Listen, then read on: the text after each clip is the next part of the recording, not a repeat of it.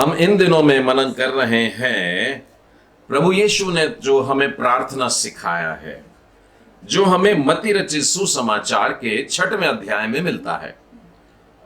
और मत्ती के 6वें अध्याय में जो है ये वास्तव में 5वें अध्याय से शुरू हो गया। यह जो सरमन है इसे एक खास नाम दिया गया है, पहाड़ी उपदेश। और ये नाम क्यों पड़ा मालूम है आपको? क्योंकि यीशु एक पहाड़ पे जाकर के उपदेश दे रहे हैं। पहाड़ पर जाकर के उपदेश देने का मतलब कि यह उपदेश सब लोगों के लिए है, सारे लोगों तक यह बात पहुंचे।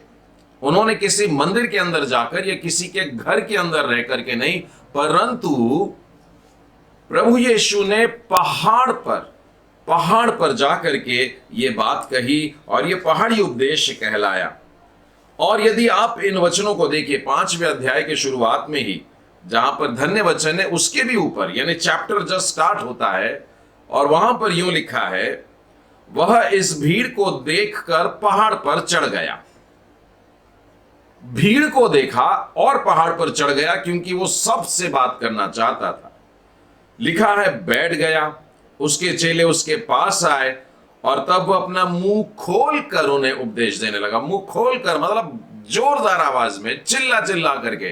तो सिर्फ 12 लोगों को संदेश नहीं दे रहे थे प्रभु यीशु, उन्होंने उस भीड़ को ध्यान में रख करके जोर जोर से यह वचन सुनाया। और इसीलिए यह वचन प्रभु यीशु का मानो उस पहाड़ से आज हमारे कानों में आता है। और आज प्रभु यीशु मसीह के वचन को आइए हम लोग ध्यान से सुने कि यीशु हमसे क्या कहना चाहते हैं। तो प्रभु यीशु अपने चेलों से कह रहे हैं, अपने बातों के मानने वालों से कह रहे हैं, उस भीड़ से कह रहे हैं, मुझसे कह रहे हैं, आपसे कह रहे हैं, अतः तुम इस रीति से प्रार्थना किया करो। यानी जब भी तुम प्रार्थना करते हो तो इसका नमूना ले लो, इसका पैटर्न ले लो और तुम इस तरीके से प्रार्थना करना। और अब तक हमने देख लिया है इसका 9वां वचन जो कहता है, हे हमारे पिता आप जो स्वर्ग में हैं और आपका नाम पवित्र माना जाए। और उसी रीति से हमने ये भी देखा कि आपका राज्य आए और आपकी इच्छा जैसे स्वर्ग में पूरी होती है वैसे ही पृथ्वी पर भी हो। और पिछले बुधवार को हमने सुना था, हमारे दिन भर की रोटी आज हमें दे।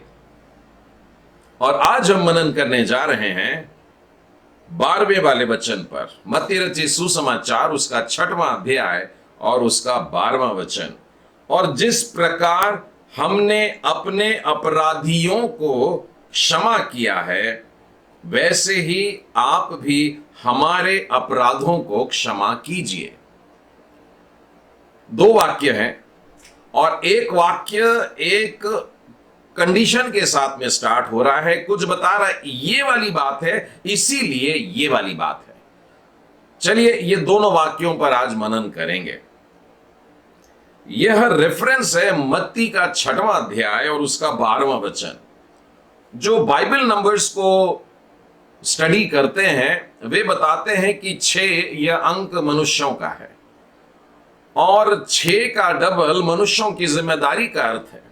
तो अर्थात ये सारी बातों में अगर मैं 6वें अध्याय के 12वें वचन को देखता हूं तो मानो परमेश्वर अब हमसे कुछ कह रहा है कि इससे पहले कि तुम अपने लिए क्षमा मांगो तुम भी क्षमा करो। ठीक है, चलिए 12वें वचन का अध्ययन स्टार्ट करते हैं। 12वां वचन कहता है, और से स्टार्ट होता है। अगर व्याकरण की दृष्टि से देखें तो और 2 वाक्यों को जोड़ने वाला होता है और हमारा तो वचन ही यहीं से स्टार्ट हो रहा है। तो इससे ऊपर जो बात लिखी गई है उसके साथ में इसको जोड़ा जा रहा है। तो हम देखते हैं कि यह वचन स्टार्ट हुआ और से, एंड एक सेंटेंस है और दूसरा सेंटेंस है। इन दोनों को अगर मैं जोड़ना चाहता हूं तो बीच में एंड लगाता हूं। तो मेरा वचन कहता है और, इसका यह मतलब हुआ कि अभी मैं आगे जो वाक्य पढ़ूंगा इसका सीधा संबंध उन बातों से है जो पीछे कही गई है। और इमीडिएटली पीछे जो कही गई है, तुरंत पहले जो कही गई है, वो बात है हमारे दिन भर की रोटी आज हमें दीजिए। हम परमेश्वर से अपनी रोज की रोटी मांग रहे हैं। हम जब परमेश्वर से अपनी रोज की रोटी को रोज मांग रहे हैं, तो परमेश्वर का वचन हमसे कहता है एंड, और उसके साथ में क्षमा करने की बात है। और क्षमा करने वाली भी कौन सी बात है कि जिस प्रकार हमने अपने अपराधियों को क्षमा किया है। इसका मतलब यह है कि रोटी अगर मैं रोज मांग रहा हूं, तो मुझको क्षमा भी रोज मांगना है। बहुत से मसीह लोग इस बात को ग्रहण नहीं करते हैं। उन लोगों का कहना है कि एक ही बार माफी होती है और उसके बाद में मसीह जीवन की सामर्थ्य में होकर के सब चलते हैं। लेकिन बाइबल कह रही है कि हमें तो रोज मांगना है। वास्तव में सच्चाई यह है कि मन फिराव एक बार होता है। मतलब आप जो परमेश्वर के बच्चों में से थे, परमेश्वर से दूर जा रहे थे, विपरीत दिशा में जा रहे थे, लेकिन अब यीशु की आवाज को सुनकर, उसके प्रेम की गाथा सुनकर, उसकी क्रूस की कथा सुनकर, और यह कि परमेश्वर आपसे प्रेम करता है, आप पलट गए हैं और मुड़ करके आते हैं। इसको कहते हैं मन फिराव। हमने इससे पहले भी मन फिराव के कुछ उदाहरण देख लिए हैं। जक्कई का जीवन भी हम लोगों ने देख लिया है। वो पहले क्या करता था और बाद में क्या करता है, तो बीच में जो हुआ उसको कहते हैं अबाउट टर्न, फिर जाना, मन परिवर्तन होना। अबाउट टर्न यानी जिस राह पर जा रहे थे ठीक विपरीत दिशा में फिर वापस आते हैं। ये मनुष्यों की जिंदगी में एक बार होता है। मनुष्यों का नया जन्म एक बार होता है। लेकिन एक बार ऐसे ही हुआ था, प्रभु यीशु मसीह अपने शिष्यों के पांव धो रहे थे। तो शिष्यों के पांव धोते धोते वो जब शिमोन के पास में पहुंचे, तो उसने बोला, प्रभु जी आप मेरे को नहीं धो सकते। प्रभु यीशु अपने सारे शिष्यों के पांव धो रहे थे, जो शिष्य उनके साथ चलते आ रहे थे और 3.5 बरस से लगभग उनके साथ में थे, लेकिन यीशु उनके पांव को धो रहे थे। प्रभु यीशु को जब शिमोन ने कहा कि तू मुझे धो नहीं सकता, तो यीशु ने कहा तब तो तेरा मुझ में कोई भाग नहीं होगा। If you want to be a part of me, says Jesus, then you must wash your feet. यदि हम यीशु के देह में एक हिस्सा बनना चाहते हैं, तो ये पांवों का धुलना बहुत जरूरी है। और जब ये वाली बात शिमोन पतरस को समझी, तो थोड़ा सकपका गया और संभालते हुए अपने आप को मालूम है क्या बोला, अच्छा ऐसी बात है कि प्रभु जी एक काम करिए, मुझको पूरा नहला दीजिए। अब प्रभु यीशु ने मना कर दिया और उसने कहा जिसने स्नान कर लिया है उसे अब केवल पांव धोने की आवश्यकता है। अर्थात प्रतिदिन जो हम करते हैं वो वास्तव में पांव धोना होता है, और ये हमें करना है क्योंकि प्रभु यीशु ने ये सिखाया है। तो रोज की सिर्फ रोटी मत मांगिए। एंड वन मोर थिंग, रोटी के साथ साथ आपको एक और बात मांगना है, और वो है पापों की क्षमा। एवरी डे, हर एक दिन हम लोग जीते हैं। मनुष्य अपने संसार के जीवन में चलते हुए अभी तक पाप पर वो विजय प्राप्त नहीं किया है। हम लोग बेशक सिद्धता की ओर बढ़ रहे हैं। बाइबल में लिखा है हम प्रतिदिन इंप्रूव कर रहे हैं, बेहतर कर रहे हैं, लेकिन अभी तक सिद्धता को प्राप्त नहीं किए हैं। हम लोगों को प्रभु यीशु का स्वभाव चाहिए और हम उसकी ओर बढ़ रहे हैं। और बाइबल कहती है उसके दिन हम उसके से हो जाएंगे, यानी कि सिद्धता में पहुंचेंगे, मतलब उसके समान पवित्र हो जाएंगे, और तब हम निष्पाप अवस्था में आएंगे। लेकिन तब तक हम कल तक 100 पाप कर रहे थे, तो संभव है आज 90 पाप किए हैं, या उसके बाद में 85 पाप किए। ऐसे करके अपने जीवन को छान रहे हैं, शुद्ध कर रहे हैं और धीरे धीरे आगे बढ़ रहे हैं। पर फिर भी गलतियां होती हैं, छोटी छोटी गलतियां होती हैं। अगर आप अपने आप को 10 आज्ञाओं की स्केल पे रख करके देखते हैं तो आप कहेंगे कि मैं ये वाली आज्ञा का उल्लंघन नहीं करता, वो वाली आज्ञा का उल्लंघन नहीं करता। लेकिन हमारे जीवन में हम ऐसी कई बातों का जो 10 आज्ञाओं की सूची में नहीं मिलती है उल्लंघन करते हैं। बच्चों के साथ में जब हम बाइबल अध्ययन कर रहे थे तो एक बार हमने ये बताया कि जो आलस्य होता है वो भी एक पाप है। अब 10 आज्ञाओं की सूची में कहीं भी यह नहीं लिखा है कि तू आलसपना मत करना, परंतु बाइबल कहती है अरे आलसी, चींटी के पास में जा और उससे सीख। वो जिस तरीके से अपना जीवन बिताती है उससे सीख। यानी एक छोटे से प्राणी से आलसी व्यक्ति को सीखने के लिए कहा जा रहा है। और यदि आप पत्रियों में पढ़ेंगे तो एक और बात नजर आती है, पेटूपन के लिए भी बोला जाता है। बहुत खाओपना जो होता है, कहीं पहुंच गए। मैं अक्सर मसीही शादियों में रिसेप्शन का जो दृश्य होता है उसका वर्णन मैं कई बार करता हूं। मैंने लोगों को उस दिन ऐसे ऐसे खाते हुए देखा है कि मुझको हैरानी होती है कि क्या इस व्यक्ति का डाइट सच में इतना है। और तो और मैं देखता हूं कि थाली इतनी भर जाती है, एकदम पहाड़ी के समान उनकी थाली बन जाती है कि एक ही बार में सब ले लेते हैं, पता नहीं दूसरी बार मौका मिले ना मिले। यानी हम उस चीज का भी लालच करते हैं कि वो पीस भी मिल जाए, फिर वो गुलाब जामुन भी मिल जाए, फिर वहां आइसक्रीम है वो भी मिल जाए, फिर एक गुपचुप भी मिल जाए। और इस प्रकार से देखिए कैसे कैसे करके हम अपने पेट में ये सब चीजें डालना चाहते हैं।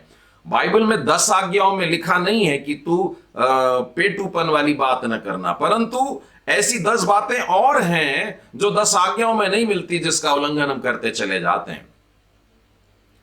तो हमें इस बात को ध्यान में रखना है कि रोज पांव धोना है। हम जो स्नान किए हुए हैं, हम जब इस संसार में चलते फिरते हैं, हम फिर भी अपने पांव को गंदा कर लेते हैं। और इसीलिए यीशु ने अपने शिष्यों के पांव को अपने हाथों से धो करके इस बात के महत्व को बताया कि यह बात प्रैक्टिस किया करो। और बहुत से कलीसियाओं में मैं देखता हूं कि वो खास गुरुवार के दिन की बात होती है, जिस दिन ये आराधना होती है, वहां वास्तव में फिजिकली शारीरिक रूप से लोगों के पांव धुलाए जाते हैं। लेकिन इसका आत्मिक अर्थ जान करके रख लीजिए कि जो स्नान कर चुका है उसे पांव धोने की आवश्यकता है। और हम यदि रोज स्नान करते हैं शारीरिक रूप से, तो समझ जाइए पांव को भी रोज धोना है। तो आत्मिक रीति से हमें अपने पांव को धोना ही धोना है, अर्थात हमें अपने जीवन को फिर एक बार शुद्ध करना है और पापों की क्षमा मांगनी है। तो ये उतना ही जरूरी है जितना कि हमारी रोज की रोटी। और यही कारण है कि यह वचन शुरू होता है और से, एंड से। चलिए आगे बढ़ते हैं। लिखा है, और जिस प्रकार हमने अपने अपराधियों को क्षमा किया है। इसमें का पहला शब्द पकड़ते हैं, जिस प्रकार। हम परमेश्वर से मालूम है क्या बोल रहे हैं? हम बोलने जा रहे हैं कि प्रभु जी मेरे पापों को माफ कर दे। पर उसके सामने में एक वाक्य जब लगा रहे हैं कि जैसा मैंने माफ किया वैसा आप भी मेरे को माफ कर दीजिए। अब सीधी सीधी बात है, आपने अगर अपने सताने वाले को माफ नहीं किया है, आपने अपने दुख देने वालों को माफ नहीं किया है, आपको किसी ने गाली गलौज किया, आपने माफ नहीं किया है, आप क्रोधित हो गए किसी की हरकत से, आपने उसे माफ नहीं किया है। और मैं दुश्मनों की बात नहीं कर रहा हूं, यहां पर विदेशी लोगों की बात नहीं हो रही है। मसीही समाज में, मसीही मंडली में मैं पाता हूं कि कलीसिया के भीतर फूट पाई जाती है, गुटबाजियां होती है। और कलीसिया में भी क्या, मैं अगर परिवारों में देखूं तो परिवार में भी आपस में एक दूसरे के साथ में मन मुटाव है, हमने आपस में एक दूसरे को माफ नहीं किया। मैं इसलिए यह बात कह रहा हूं कि हम प्रतिदिन यही वाली प्रार्थना बोलते हैं। तो मानो प्रतिदिन हम बोलते हैं कि प्रभु जी मैंने अपने भाई को माफ नहीं किया, मैंने अपनी बहनों को माफ नहीं किया। मुझे एक घटना याद आती है। मैं उस समय दिल्ली के पास में अलीगढ़ एक जगह है, वहां पर गया हुआ था और कॉन्फ्रेंस जो था वो काफी लंबा चला, लेकिन बाइबल स्टडी के क्लासेस के दौरान मैं इन बातों को लोगों के साथ में मिल करके बांटता था, यानी उनके बीच में बैठता था, उनकी एक एक प्रॉब्लम्स को लेकर के हम लोग बातें करते थे। तब मैं एक घटना जो वहां घटी देखी कैसी है, वो सुनकर ही दंग हो गया। एक ही कलीसिया में एक परिवार की दो बहनें, और उम्र भी अच्छी है, 45 साल 50 साल के आसपास के ये दोनों, और ये दोनों 7 बरस से चर्च आते थे लेकिन आपस में बात नहीं करते थे। एक ही परिवार के लोग। मैंने तो सुना है कभी कभी, हाँ, घर के जवान बच्चे भी, मसीह परिवार की बात कर रहा हूं, जवान बच्चे भी अपने माता पिता से झगड़ा कर बैठते हैं और अपने अपने माता पिता से कई कई दिन तक बात नहीं करते हैं। इतना सब करके क्या हम परमेश्वर के साथ में अपना नेटवर्क बना सकते हैं? हम कह रहे हैं जैसे मैंने माफ किया उसी तरीके से मुझको माफ करना, in the manner that I have forgiven. इसमें एक उदाहरण यह भी लेते हैं। मान लीजिए आपने उसको आधा माफ किया है।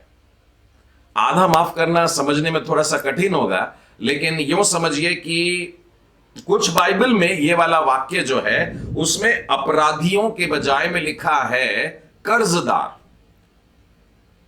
यदि किसी को आपने मान लीजिए 100 रुपए का उधार दिया है और वो व्यक्ति आपके पास में आके बहुत गिड़गिड़ाता है और बोलता है भैया मैं 100 रुपए नहीं दे पाऊंगा, मेरे को माफ कर दो, तो आपने दया पर आकर के उसके 50 रुपए मान लीजिए माफ कर दिए, तो आपने आधा माफ कर दिया उसे।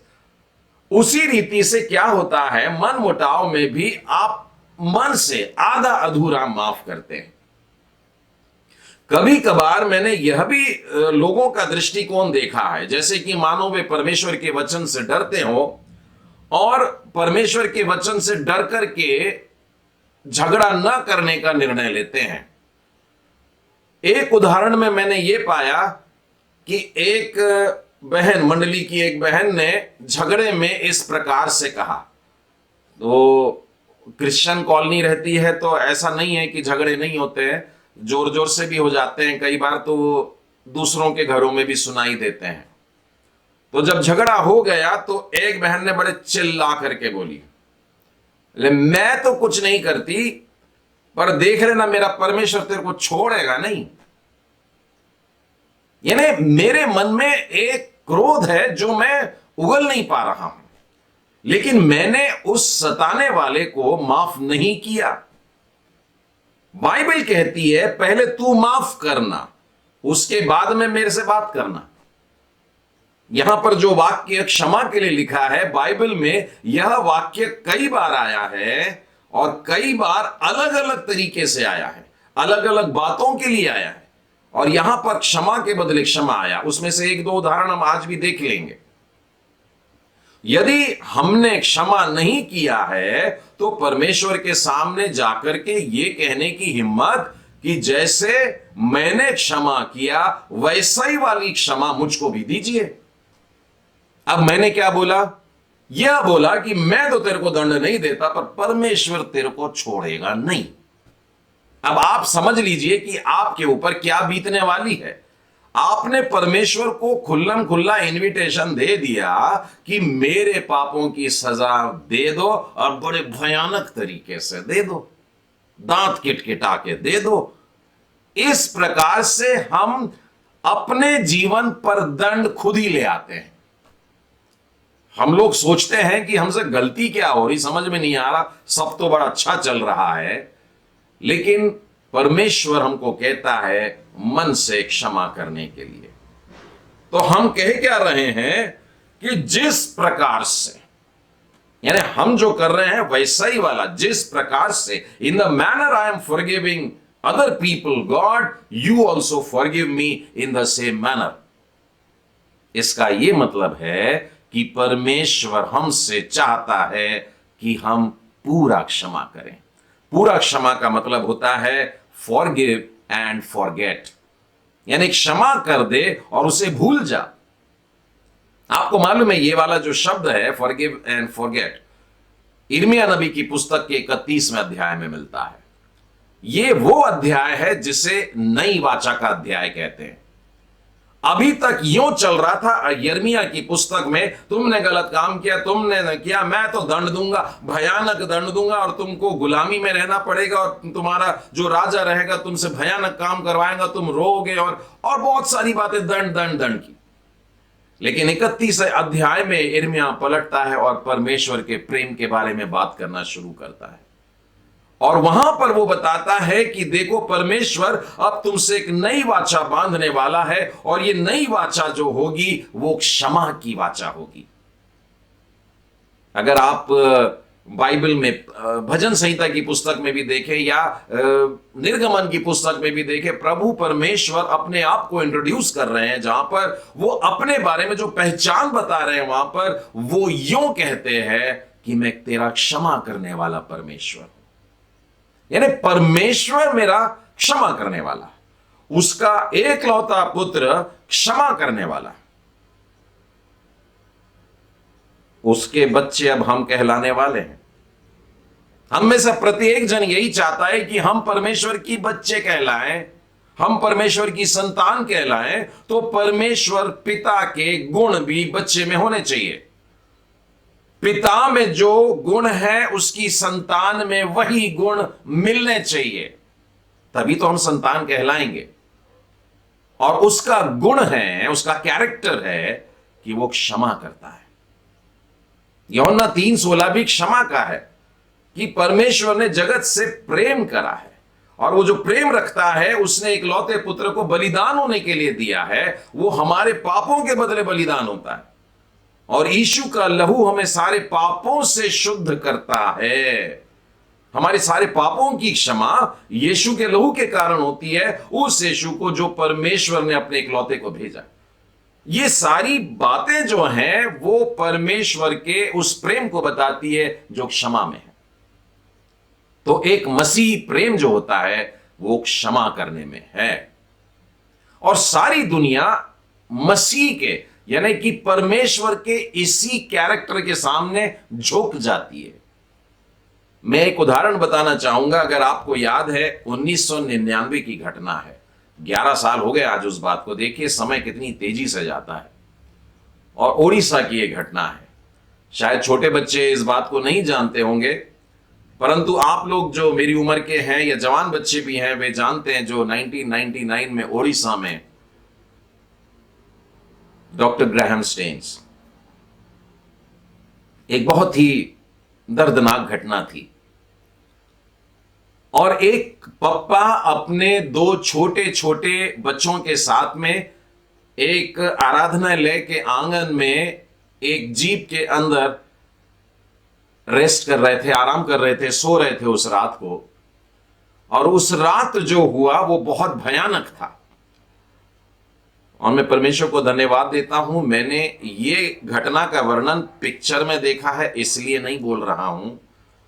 परमेश्वर ने मेरी मुलाकात उस ग्रुप में जो जीप के चारों तरफ खड़े रह करके जलाने वालों में से थे, उनमें से एक से मैंने भेंट की है और ये उसके शब्द थे। मैं पूरी गवाही उसकी नहीं बताऊंगा कि वो कैसे करके मसीह में पर आया है, लेकिन मैं ये बात बताना चाहता हूं कि इस घटना में कितना क्रोध आना चाहिए था मसीह समाज को।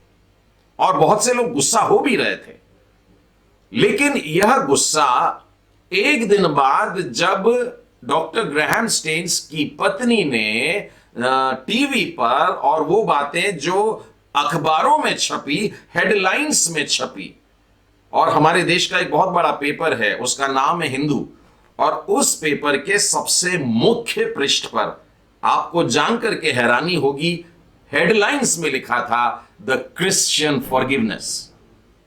एक हेडलाइंस बन गई। इंडिया जैसे देश में, भारत जैसे देश में क्राइस्ट का नाम एक मुख्य अखबार के ऊपर आया और उसमें लिखा था मसीही क्षमा करने वाले, द क्रिश्चियन फॉरगिवनेस। और मालूम है जितने भी कमेंट्रेटर्स थे और वे बड़े भड़कीली प्रकार की भाषा में बात कर रहे थे कि किस रीति से दो मासूम बच्चों को जिनके पास में कुछ हथियार नहीं और वे अपने पिता के साथ में आराम कर रहे थे और ऐसा वैसा, और सारे लोगों ने भीड़ में इकट्ठा होकर के उनको जिंदा जला डाला।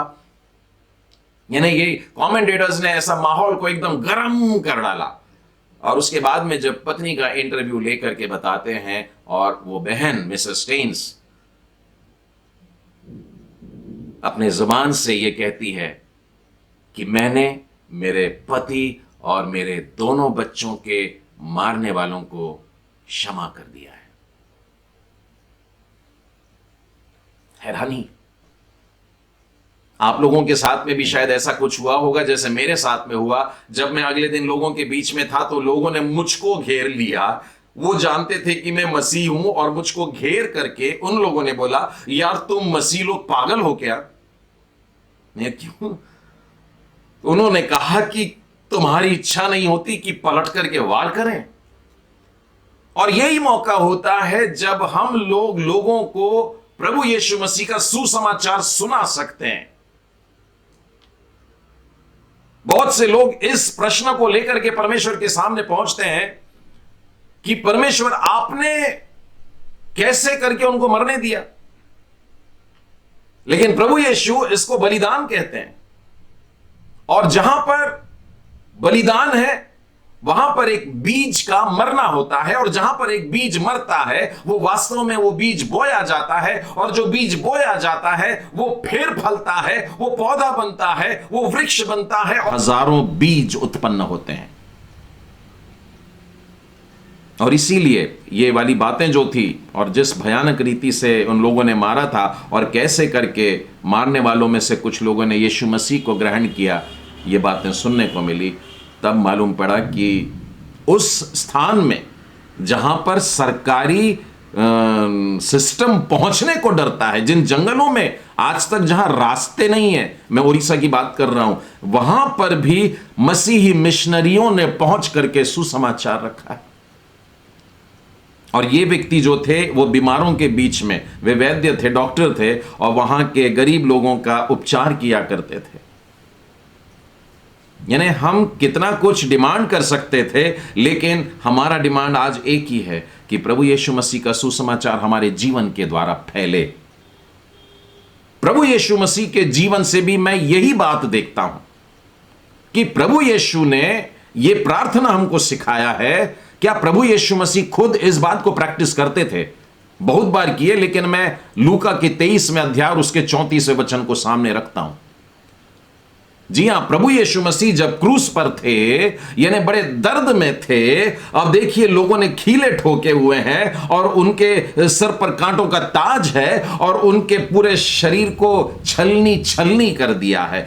सैकड़ों नहीं, हजारों घाव है यहां पर, और शरीर छिला हुआ है, ब्लीडिंग हो रहा है भयानक तरीके से, और पांव में भी खीले मारे हुए हैं। बाइबल कहती है उसका रूप तो इंसानों का भी नहीं दिखता था, ऐसा लगता था जैसे मांस का कोई टुकड़ा है। उस अवस्था में प्रभु यीशु मसीह के मुंह से निकलने वाला जो पहला वाक्य था, आपको मालूम है यीशु ने क्या कहा? वो अपने पिताजी से कह रहे थे कि हे पिता, इन्हें तू क्षमा कर दे। जो व्यक्ति क्षमा के विषय में ऐसी शिक्षा देता है, केवल वो ही ऐसी बातें हमें सिखा सकता है। और हम जो यीशु के शिष्य कहलाते हैं, किस नाम से? क्या सिर्फ लेबल लगाने के लिए कि हम मसीह हैं? हम मसीह इसलिए हैं क्योंकि हम मसीही स्वभाव को अपने में रखते हैं, और मसीही स्वभाव है क्षमा करो। तो इस बात को ध्यान में रखें प्रियो, मेरा परमेश्वर क्षमा करने वाला परमेश्वर है। मेरा प्रभु यीशु मसीह, मेरा उद्धारकर्ता परमेश्वर पुत्र क्षमा करने वाला है। और इसीलिए मैं यदि प्रभु यीशु के पीछे चलता हूं, परमेश्वर पिता का संतान कहलाता हूं, तो मुझे भी परमेश्वर का, प्रभु यीशु मसीह का यह स्वभाव अपने में लेना है जो कहता है क्षमा करने वाला परमेश्वर। मुझे भी क्षमा करने वाला मसीही बनना चाहिए। और यदि मिसेस ग्रैहम स्टेन्स ने इस उदाहरण को जी करके बताई है, तो मैं और आप क्यों नहीं जी सकते? कठिन जरूर है, लेकिन परमेश्वर का आत्मा इसीलिए हमें दिया गया है, वो सहायक हमें इसीलिए दिया गया है कि कठिन परिस्थितियों में भी, जब मौसम फल का हो ही नहीं, तब भी हमें फलने का है। परमेश्वर के वो फल हम में आने चाहिए और इस रीति से हो। मैं बाइबल में एक और उदाहरण देखता हूं, बड़ा प्यारा उदाहरण है, जिसे हम लोग पहला शहीद कहते हैं। मैं आपको प्रेरितों के काम में ले चलता हूं। अब मुझे बताइए कहां पर मिलता है पहला शहीद? अब देखिए, उस शहीद के मारे जाते समय में कौन सोच सकता था कि एक व्यक्ति जिसके पास में कपड़े रखवाए लोगों ने, यानी अपना ऊपर का कोट उतार करके एक के पास में रखते थे और उसके बाद पत्थरों को उठाते थे और फिर पत्थरवा करते थे, ये कपड़े बटोर करके बैठा हुआ था एक, और वो एक जो था उसकी अपनी गवाही के शब्द है। और यही पौलुस ने बाइबल में कई जगह अपनी गवाहियां दी हैं, और एक जगह बहुत स्पष्ट बोला कि जब स्टीफन का वध हो रहा था और लोग पत्थरवाह कर रहे थे, मैं बैठ करके देख रहा था, उसके वध को देख रहा था। परमेश्वर की नजर में स्टीफन के बलिदान को देख रहा था। और आपको मालूम है, यह कोई पहला केस नहीं था पत्थरवाह का। इस प्रकार से हर आए दिन, हर 5 दिन 10 दिन में पत्थरवाह होते थे लोग, लेकिन स्तिफनुस की जो मृत्यु थी, वो बलिदान ने शाऊल की आंखों को पकड़ लिया, उसके दिमाग को दबोच लिया, और उसके बाद से कुछ होने लगी बात। हालांकि उसके बाद भी एकदम परिवर्तन नहीं, उसके बाद भी वो दमिश्क के मार्ग से इसलिए जा रहा था कि जो मसीह लोग हैं उनको पकड़ करके लाएं, और दमिश्क के मार्ग पर प्रभु यीशु का दर्शन उसको होता है और बातें होती है। लेकिन स्तिफनुस को जब मारा जा रहा था, पत्थरवाह हो रहा है, और स्टीफन अधमरा सा होने पर आ गया, अब यानी कि अब जान कभी भी निकल सकती है। तब बाइबल कहती है स्तिफनुस ने अपना सर ऊंचा करके वहां पत्थर मारने वालों के लिए एक दुआ मांगी। पत्थर से जान ले रहे हैं जो लोग, यानी सिर्फ थप्पड़ मारा नहीं। लोग तो यहां थप्पड़ क्या मार देते हैं एक बार, तो लोग जिंदगी भर याद रखे थे, 15 साल 20 साल पहले तूने मेरे को थप्पड़ मारा था। स्तिफनुस के ऊपर वो पत्थरवाह हो रहे हैं जो अब उसके प्राण को ले लेंगे, और वो परमेश्वर पिता से प्रार्थना कर रहा है और बोल रहा है कि प्रभु जी, इन लोगों पर मेरी हत्या का इल्जाम मत लगाना। Amazing grace. अब बड़ा अद्भुत होता है परमेश्वर का प्यार, और जब परमेश्वर का आत्मा हम में होता है तो आत्मा के फल हम में होते हैं, और उसी के अंतर्गत परमेश्वर का यह स्वभाव नजर आता है। तो मैं कहना यह चाहता हूं कि बेहद कठिन है माफ करना, लेकिन परमेश्वर का आत्मा अगर हम में रहता है तो हम यह भी कर पाते हैं कि जिस प्रकार से हमने अपने अपराधियों को माफ किया है। मैं एक और उदाहरण बताना चाहूंगा अपराधियों को माफ करने के लिए, और ये वाला उदाहरण बहुत जरूरी इसलिए क्योंकि परिवार का उदाहरण है। मैं बाइबल में से बता रहा हूं और उत्पत्ति की पुस्तक में से बताऊंगा। आप चाहें तो साथ में खोल लीजिए 45वां अध्याय। अब बताइए कौन है वहां पर उत्पत्ति के 45वें में जो अपने परिवार के लोगों को, अपने भाइयों को माफ करने वाला है।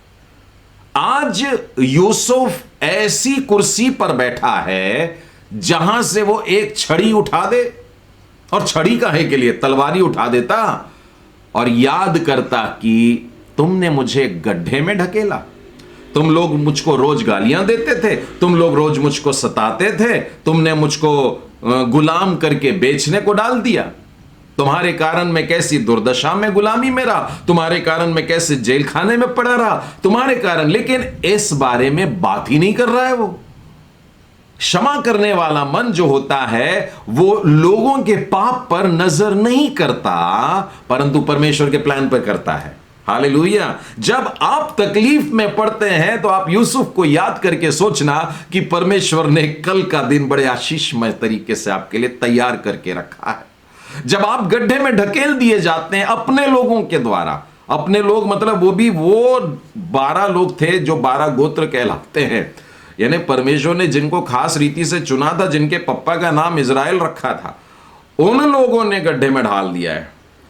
हम लोगों को भी कई बार मसीह परिवारों में आपस में एक दूसरे के साथ में बड़ा प्रॉब्लम हो जाता है। भाई भाई से बात नहीं करता है, भाई बहनों से बात नहीं करते हैं, रिश्तेदारों में एक कंपाउंड में रहने वाले लोग आपस में एक दूसरे का मुंह देखना नहीं चाहते, मुंह फेर के चले जाते हैं। बाइबल कहती है मेरे से बात मत करना। परमेश्वर कहता है कि यदि तूने अपने भाई के साथ में अपना रिश्ता सीधा नहीं किया है तो मेरे से बात मत करना। माफी मांगने के लिए तू जाता है परमेश्वर के पास में, लेकिन तूने अपने भाई को माफ नहीं किया, मेरे पास में नहीं आना बोलता है परमेश्वर।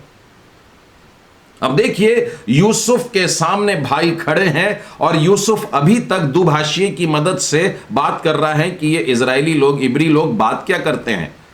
हालांकि वो उनकी भाषा समझ सकता है, वो आपस में बोल रहे हैं, हाय मैंने बोला था अपने वो वाले भैया को नहीं मारना था, ये करना था, ये सब विपत्ति उसी कारण से। उसको कंफर्म हो गया, उसके बाद भी उसने डबल कंफर्म कर दिया कि ये वही है कि नहीं है। उन्होंने बिन्यामीन के बारे में पूछ लिया, पप्पा याकूब के बारे में पूछ लिया, 100% श्योर हो गया कि ये मेरे ही भाई हैं।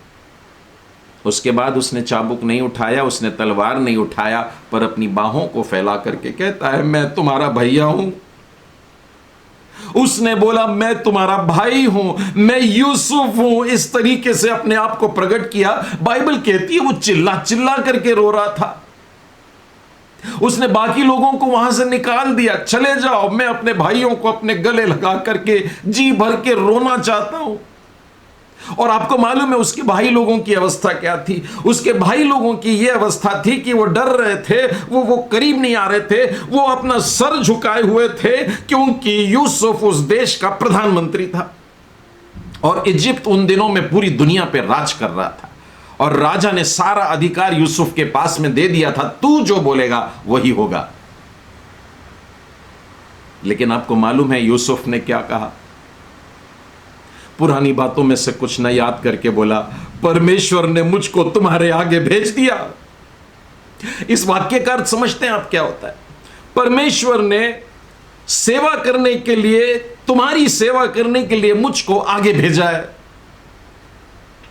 तुम्हारे लिए भोजन का प्रबंध करने के लिए मुझको आगे भेजा है। वो यहां से स्टार्ट करता है। तुम ऐसा मत सोचना कि तुमने मुझे गड्ढे में डाला, तुम मत सोचना कि तुमने मुझे गुलामी में बेच दिया।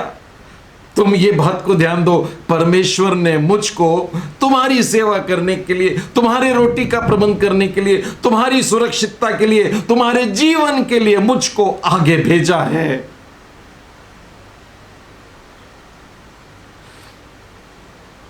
हमारे परिवारों में प्रियो, मैं आप लोगों से आग्रह करता हूं, यदि आज भी कोई ऐसा केस है कि आप किसी से बात नहीं कर रहे हैं, तो ये आपके बात न करने का आखिरी दिन होना चाहिए। इस मैसेज के बाद आप उनको कॉल करिए और बात करिए,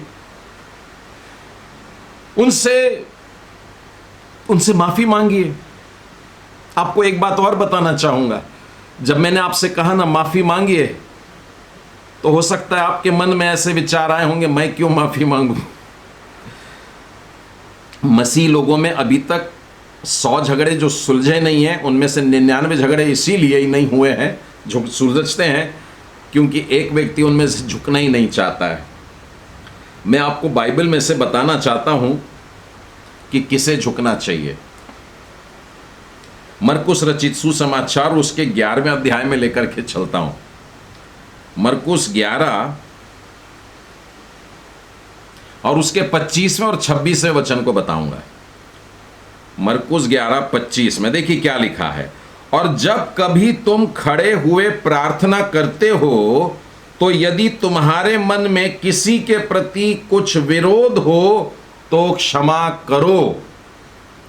यदि आपको किसी ने सताया है, आपका सगा भाई हो या आपका कजन भैया हो या माना हुआ भैया हो या मसीह में भाई हो, बहन हो, जो भी रिश्ता हो, यदि आपको उस व्यक्ति ने सताया है, तो देखिए जब तुम मंदिर में हो, प्रार्थना कर रहे हो, वो व्यक्ति तो अपने घर में है, यदि तुम्हारे मन में कोई विरोध है, बात करने आए हो परमेश्वर से पर मन में विरोध है उस मनुष्य से, तो बाइबल कहती है कि उसे क्षमा कर, ताकि तुम्हारा स्वर्गीय पिता भी तुम्हारे अपराध क्षमा करे। बिल्कुल उसी रीति से जैसे हमने अभी मत्ती रचित सुसमाचार के 6वें अध्याय के 12वें वचन में पढ़ा कि जैसे मैंने माफ किया वैसा ही मुझे भी माफ कर। तो यहां पर अभी आपके उस भैया ने आके आपके सामने हाथ नहीं जोड़ा है, आपके उस ब्रदर ने आकर के आपके सामने घुटने नहीं टेके हैं, लेकिन परमेश्वर ने उससे भी पहले कह दिया माफ कर दे। प्रभु यीशु मसीह को जब क्रूस पर मार रहे थे, लोगों ने, पब्लिक ने, रोमी सैनिकों ने, किसी ने भी माफी की गुहार नहीं लगाई थी, लेकिन यीशु ने उनको माफ किया। उसी रीति से स्तिफनुस के समय भी देखते हैं, लोग पत्थर मार रहे थे, माफी कौन मांग रहा था? कोई माफी नहीं मांग रहा था, लेकिन मसीह स्वभाव जो है वो माफ कर रहा था। तो यदि हम यीशु की सिखाई हुई प्रार्थना करना चाहते हैं, बहुत भयानक बात है, जैसे मैंने माफ किया वैसे ही वाला मेरे को माफी कर। अर्थात अगर मैंने माफ नहीं किया तो प्रभु जी मुझे भी माफ मत कर। ऐसा हम मानो परमेश्वर को राइटिंग में दे रहे हैं। एक और घटना लेते हैं, दूसरी परिस्थिति, मत्ती रचित सुसमाचार उसके 5वें अध्याय में आइए। यहां पर फिर एक बार हम मंदिर में चले गए, और मंदिर में अब की बार मालूम है किस लिए गए हैं? हम भेंट चढ़ाने के लिए गए हैं, परमेश्वर को गिफ्ट देने के लिए गए। मत्ती का 5वां अध्याय 23 वचन में लिखा है, इसीलिए यदि तू अपनी भेंट वेदी पर लाए, यानी तू मेरे इतने करीब आ गया, वेदी के पास में आ गया, और वहां तुझको याद आता है कि तेरे भाई के मन में तेरे लिए कुछ विरोध है। ध्यान देना, पहली वाली घटना में क्या था? अपने मन में विरोध है, उसने मेरे को सताया। और ये वाले में क्या है कि उसके मन में विरोध है कि मैंने सताया। तो दोनों परिस्थितियों में एक्शन किसको लेने का है? तो बाइबल देखिए आगे कहती है, तो अपनी भेंट वहीं वेदी के सामने छोड़ दे और जाकर पहले अपने भाई से मेल मिलाप कर ले। तेरा वो झगड़ा और मैं तेरे को माफ नहीं करूंगा और तू ऐसा और तू वैसा, ये सब बातें नहीं चलेगी। मैं तेरी भेंट ग्रहण नहीं करूंगा, मैं तेरी प्रार्थना सुनूंगा नहीं, मैं तेरी गुहार सुनूंगा नहीं, मैं तुझको क्षमा करूंगा नहीं, जब तक तू पृथ्वी पर अपना रिश्ता अपने भाई बहनों के साथ में ठीक नहीं करेगा। यहां मसीह मंडली फेल हो जाती है। हर कलीसिया में झगड़े चलते हैं, हर परिवार में झगड़े चलते हैं, लोग आपस में एक दूसरे के साथ में सीधे नहीं है, पति पत्नी के बीच में भी प्रॉब्लम्स आ जाते हैं, बात नहीं करते हैं सीधे मुंह। परमेश्वर के सामने जाकर के खड़े होने की हिम्मत, परमेश्वर ने बोल दिया मैं तेरी गिफ्ट को हाथ भी नहीं लगाऊंगा। अशुद्ध है वो बिल्कुल, इसलिए कहता है पहले छोड़ दे, वहीं पे वेदी के सामने तू वहीं रख दे, मत ला मेरे सामने, जाकर के पहले अपने भाई से मेल मिलाप कर, तब आकर के भेंट चढ़ाना, तब लूंगा मैं। तो इन दोनों परिस्थितियों में हम देखते हैं कि गलती मेरी हो तो माफी तो मांगना ही है, गलती उसकी है माफ करना है। तब कहीं जाकर के मत्ती 6:12 के इस वचन को हम पूरा कर पाएंगे, यानी ये कहने की हिम्मत कि हां प्रभु जी मुझे माफ करिए उस तरीके से जैसे मैंने माफ किया। बाइबल में अनेकों उदाहरण है। दाऊद के साथ में शिमी की जो घटना घटी थी, शायद आपको वो भी याद है। गंदी गंदी गालियां दे रहा था दाऊद को, दाऊद राजा को, और वो एक दिन ऐसी अवस्था में आ जाता है कि अब उसको मारा जा सकता है, और उसके सैनिक ने सामने आकर के तलवार निकाल दिया और दाऊद राजा से बोला, बोल मैं अभी इसका सर काट देता हूं। आपको मालूम है दाऊद ने क्या कहा? उसको जीवन दान दिया, बल्कि प्रॉमिस किया कि नहीं मैं तेरे प्राण नहीं लूंगा। और जिस समय वो श्राप दे रहा था उस समय बोला अब भी मत मार, शायद परमेश्वर यहोवा ने उससे कहा होगा कि मुझे शाप दे। क्या हम अपने जीवन में परमेश्वर के इन दासों का जीवन ला सकते हैं? परमेश्वर यूं ही नहीं बोलता कि मैं दाऊद से इसलिए प्रेम करता हूं क्योंकि वो मेरे मन सा चलता है।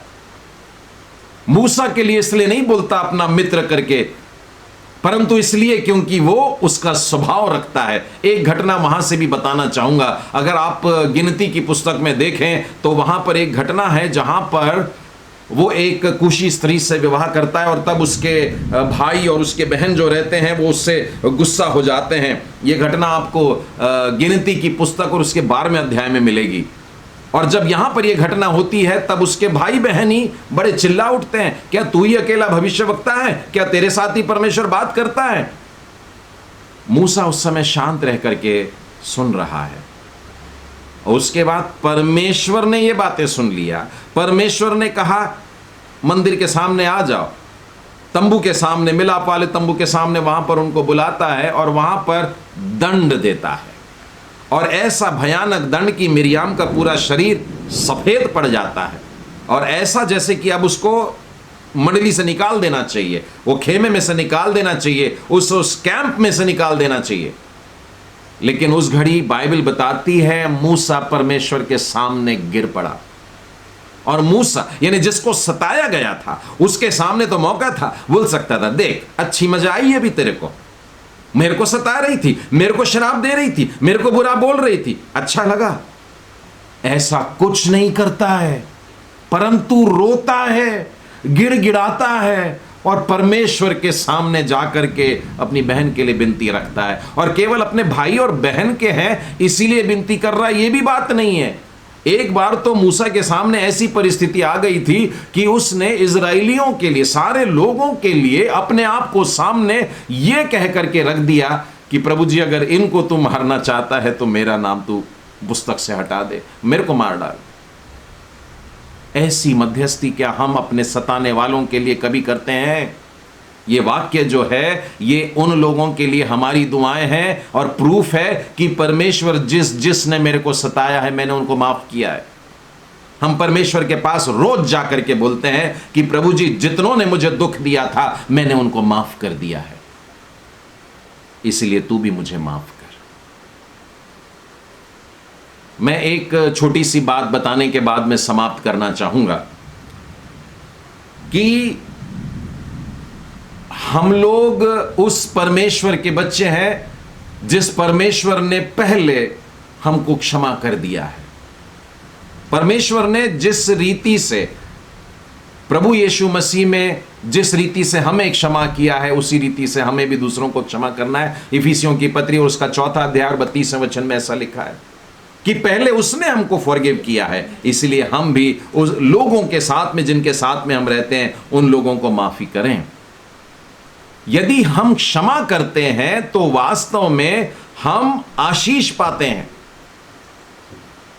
यदि हम क्षमा करते हैं तो क्षमा करने में जो आशीष हैं, एक तो 6:12 में ही लिखा है मुझे भी क्षमा मिलती है। और यदि आप मत्ती 6:14 में जाएंगे तो वहां पर पता लगेगा कि यदि हम क्षमा नहीं करते हैं तो हमें भी क्षमा नहीं मिलती है। तो यदि हमको क्षमा चाहिए परमेश्वर से तो आप क्षमा करें।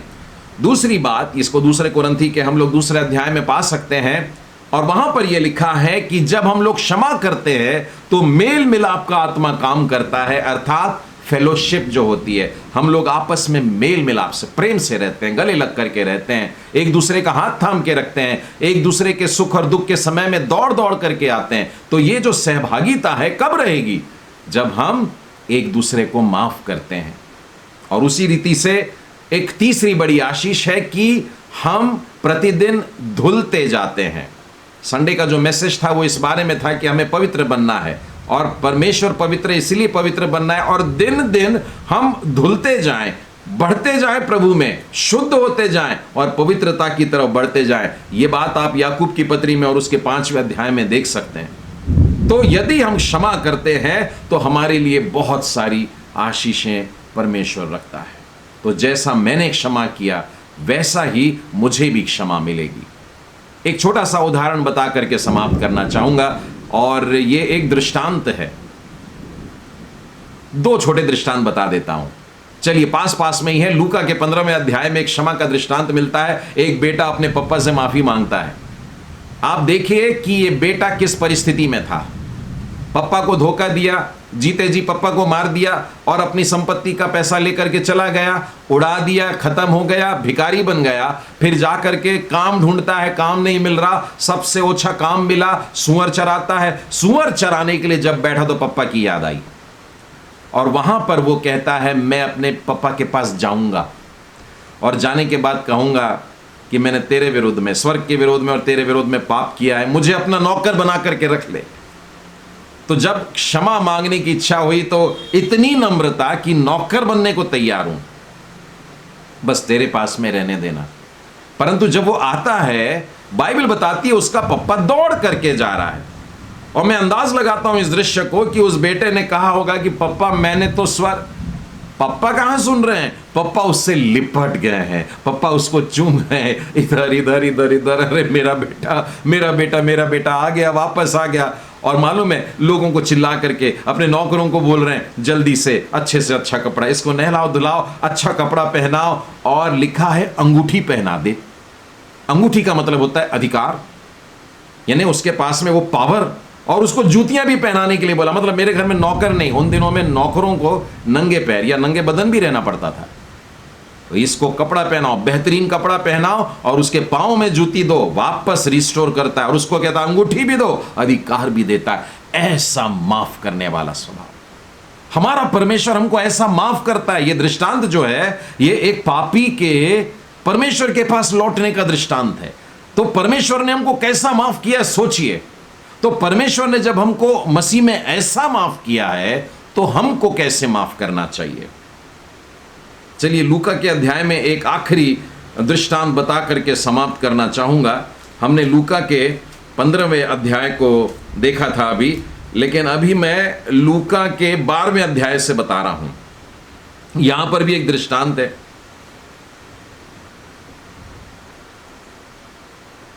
नहीं, इसकी बजाय मैं वो वाला बताना चाहूंगा जहां पर एक स्वामी ने अपने एक ऋणी को 10,000 का कर्ज था जिसका, उसको माफ कर दिया। यदि 10,000 के कर्ज को आप आज के समय में देखना चाहेंगे कि कितना पैसा होता है तो वो करोड़ों में जाता है। तो यूं समझ लिए कि 10 करोड़ का ऋण था और वो गिड़गिड़ाने लगा कि स्वामी स्वामी मैं 10 करोड़ नहीं लौटा सकता। तो दृष्टांत कहता है कि उस स्वामी ने उसके 10 करोड़ माफ कर दिए। बोलो ठीक है छोड़ दे, मैं आज के बाद तेरे से कभी पैसा नहीं मांगूंगा, छोड़ दिया। बाइबल में लिखा है कि जैसे ही यह व्यक्ति बाहर निकला तो उसको एक और दास मिला, मतलब तीसरा व्यक्ति मिलता है जो उसको 100 रुपए धरता था। अब उसके करोड़ों रुपयों के माफी के बाद निकला और बाहर निकलकर उसको एक और दास मिला जिसने 100 रुपए का कर्ज लिया था। उस व्यक्ति का गला पकड़ लिया, लिखा है दबोच लिया उसका गला और 100 रुपए मांगने लगा। अब जब 100 रुपए मांगने लगा तो उस तीसरे दास ने हाथ जोड़ करके बोला मुझको माफ कर दे, मैं तेरे 100 रुपए लौटाने में सक्षम नहीं हूं। मुझको बड़ा अचरज होता है अगला वाक्य पढ़ करके कि उसने उसकी जम के पिटाई की और उसको बंधन में डाल दिया, जेल खाने में डाल दिया। जिसके 100 करोड़ माफ हुए थे वो 100 रुपये माफ नहीं करना चाहता है। और आपको मालूम है दृष्टांत का अंत कैसे होता है। जब ये खबर बड़े स्वामी के पास में पहुंचती है तो वो उसको वापस बुला लेता है कि जब मैंने तेरे करोड़ों को माफ किया था तो क्या तेरा काम नहीं बनता था कि तू भी लोगों को माफ कर दे। अब अंदर चल। जेल खाने में डाल दिया, उसके परिवार को डाल दिया, पत्नी बच्चे सब। जब तक तू ये करोड़ों का नुकसान भर करके नहीं देगा तब तक तू यहां से नहीं छूटेगा। ये न्याय दर्शाता है। परमेश्वर हमें स्वर्ग का राज्य देना चाह रहा है परंतु हम स्वर्ग के राज्य में प्रवेश नहीं करना चाह रहे हैं। तो दूसरा एक ही मार्ग बचता है, बाहर के अंधेरे में और नरक में चले जाना। ये चुनाव हमारा हो गया।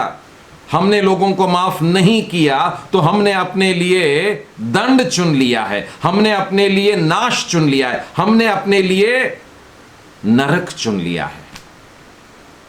तो प्रभु की प्रार्थना जब हम करते हैं मेरे प्रियो, इस वाक्य पे आके थोड़ा सा सहम जाइएगा और सोचिएगा कि क्या हमने अपने अपराधियों को वास्तव में माफ किया है। क्या हमें ऐसा कहना चाहिए कि प्रभु जी जैसे मैंने माफ किया वैसे आप भी कर दीजिए। और जैसे मैंने आप लोगों से आग्रह किया है कि यदि आज की तारीख में अभी भी कोई है, भले ही आपकी गलती नहीं किसी और की हो, तो आज उनको फोन लगाइए। यदि आपके घर के आसपास ही में रहते हैं तो अभी थोड़ी देर के लिए 5 मिनट के लिए उनके यहां चले जाइए, मिल लीजिए। यदि आपके घर में ही है तो बिल्कुल लिपट जाइए उनसे और बोलिए कि मैं प्रभु यीशु मसीह के कारण तुझसे बहुत प्रेम करता हूं। बताइए, एक दूसरे को माफ करिएगा। पत्रियों में यही लिखा है, एक दूसरे के सामने अपने अपराधों को मान लो और इससे तुम्हें चंगाई मिलेगी। यानी देखिए, माफ करने के द्वारा एक और बेनिफिट मिलता है, हम लोग भले, चंगे और स्वस्थ रहते हैं। डॉक्टर्स लोग भी यही बात बताते हैं, यदि हम अपने मन में ऐसे विचार रखते हैं, रोष के विचार रखते हैं, मन में दूसरों के प्रति बुरी भावनाएं रखते हैं, तो हमारे अंदर ही अंदर हमको बीमार करता है। बाइबल में ये सारी बातों के उपचार लिखे हुए हैं, हमको दवाई लेने की जरूरत नहीं है अगर हम बाइबल को फॉलो करें और लोगों को क्षमा करना शुरू कर दें। मेरे प्रियो, आज प्रभु की सिखाई हुई प्रार्थना के इस वाक्य पे हम जो मनन कर रहे हैं, हम इस निष्कर्ष पे पहुंचते हैं कि हमें रोज पांव धोने की जरूरत है। रोज प्रभु यीशु मसीह के नाम में हमें क्षमा मांगना है, परमेश्वर के पास प्रतिदिन आना है। और इससे पहले कि हम परमेश्वर से अपने लिए माफी मांगे, ये वाक्य बोलते समय सोचना है कि क्या हमने सच में सबको माफ किया है। आइए हम प्रार्थना करें।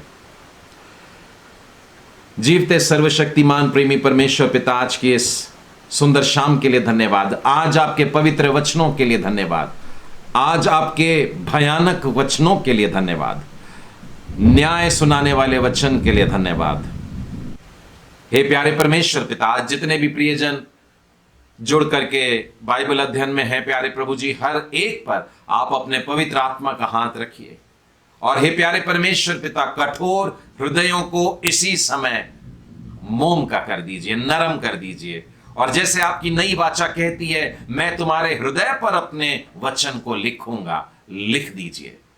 हे प्यारे परमेश्वर पिता, आज की रात हम अपने सारे उन कर्जदारों को माफ करते हैं, हम सारे उन अपराधियों को माफ करते हैं जिन्होंने हमें दुख दिया, जिन्होंने हमें बुरे शब्द कहे, जिन्होंने हमें गालियां सुनाई, जिन्होंने हमें मारा है, जिन्होंने हमारा इंसल्ट किया है, हम आज उनको माफ करते हैं। वो हमारे घर के लोग थे, हम उन्हें माफ करते हैं। वे रास्ते पर के लोग थे, हम उन्हें माफ करते हैं। जिन्होंने मार्ग पे हमें ठोकरें मारी, उनको माफ करते हैं। जो हमारे वर्क प्लेस में हमारा आदर नहीं करते, प्रभु जी, हम उनको माफ करते हैं। जो कलीसिया के लोग हैं और मुझे आदर नहीं देते, उनको भी माफ करते हैं प्रभु जी। सबको प्रभु यीशु मसीह आपके प्रेम के कारण हम माफ करते हैं। आज की शाम मेरे अपराधों को माफ कर, हमारे अपराधों को माफ कर। हम आपसे मांगने जा रहे हैं प्रभु जी कि जैसे हमने अपने अपराधियों को क्षमा किया है, वैसे ही हमारे अपराधों को क्षमा कर। प्यारे प्रभु जी, आज की रात हम सबके लिए बड़े आनंद की और परिवर्तन की रात बने। आपके सिखाई हुई प्रार्थना को जब हम समझते हैं, प्यारे प्रभु, आपने हमारे जीवन में बड़े खुलासे कर दिए और आज उस अंधेरे को भी दूर करने जा रहे हो और हमारे जीवन में उजाला भरने जा रहे हो। मैं इस घड़ी सारे बच्चों के लिए, सारे जवानों के लिए और बड़े और बुजुर्गों के लिए भी प्रार्थना करता हूं प्यारे परमेश्वर, कि आपका अनुग्रह उन पर हो और सच्ची क्षमा आज उनको प्राप्त हो और आपकी शांति उनके जीवन में राज करने पाए। हम सारी महिमा, आदर और गौरव आपको देते हुए इस प्रार्थना को अपने उद्धार करता प्रभु यीशु मसीह के नाम में मांगते हैं। सुन और ग्रहण कर। आमीन।